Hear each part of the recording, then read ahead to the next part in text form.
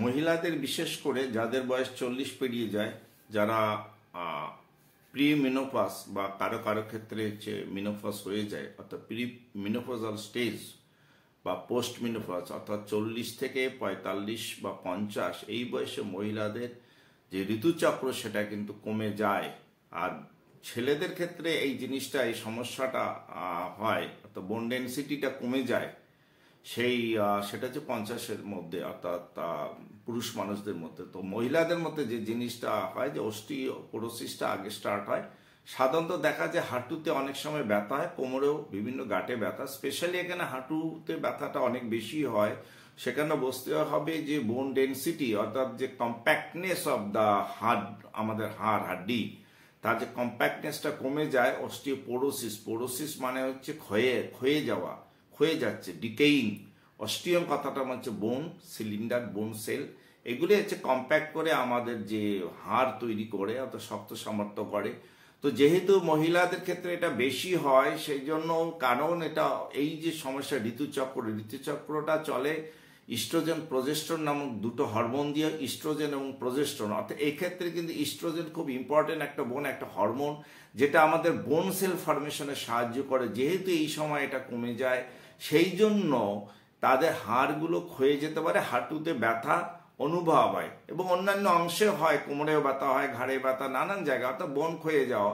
Specially যেহেতু হাঁটুর উপর দিয়ে আমাদের শরীরের ব্যথা, পুরো ওজনটা চলে যায়, তাহলে হাঁটা চলা, বসা, হাঁটু ভাঁজ করে বসা, এই সমস্যাগুলো হয়। তো এটাকে বলা হয় অস্টিওপোরোসিস, অর্থাৎ বোনের ডেনসিটিটা কমে যায়। আর যে শক্ত হওয়া বা শক্তি হওয়াটা এটা কমে যায় সেখান থেকে।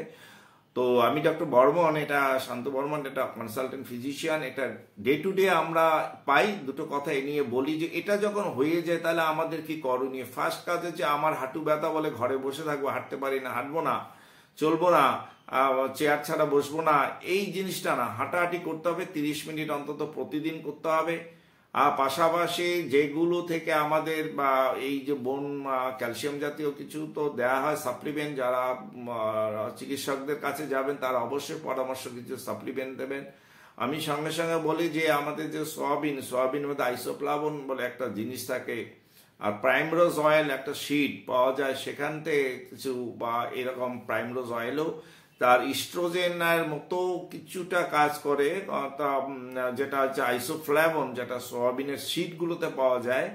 সেগুলো অর্থাৎ সোয়াবিনের শিট খাওয়া, অর্থাৎ ভিজিয়ে খাওয়া, রান্না করে খাওয়া, সঙ্গে সোয়াবিন যে বা চাঙ্ক যেগুলো আমরা পাই সাধারণত, সেগুলো যদি রেগুলার খায় তাহলে কিছুটা সাপ্লিমেন্ট ওখান থেকে পেয়ে যাবে, অর্থাৎ ওটা ইস্ট্রোজেনের মতো কাজ করবে। ফলে বোন ডেনসিটিটা যে কমাচ্ছে ওটা প্রিভেন্ট করবে। এটা কিন্তু একটা দিক। বাকি আপনারা রেগুলার হাঁটাহাঁটি করবেন, চিকিৎসকের পরামর্শ নেবেন, তাহলে কিন্তু ভালো থাকবেন। এইভাবে আমরা অস্টিওপোরোসিস থেকে কিন্তু গোড়া থেকে যদি আমরা প্রবলেমটাকে ফেস করি এবং গোড়া থেকে তার প্রিভেনশনের ব্যবস্থা করি, চিকিৎসকের পরামর্শ নিই, তাহলে কিন্তু অস্টিওপোরোসিস অর্থাৎ হাড় ক্ষয়ে যাওয়ার ব্যাপারটা কমে যাবে।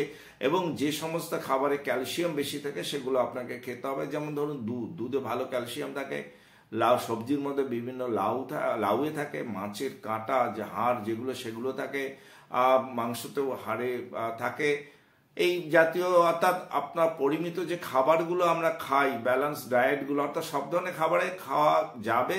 একমাত্র চিকিৎসকের যেগুলো বারণ থাকবে, চিকিৎসক মহাশয় আপনাকে যেটা বারণ করবে এগুলো খাওয়া যাবে না। আদারওয়াইজ আপনি সব ধরনের খাবার ঘুরিয়ে ফিরে সাইক্লিক্যাল অর্ডারে খেয়ে যাবেন, তাতে আপনার বোন ডেনসিটিটা যাতে রক্ষা হয় এবং আপনি এই অস্টিওপোরোসিস নামক এই রোগটা থেকে আপনি রক্ষা পান।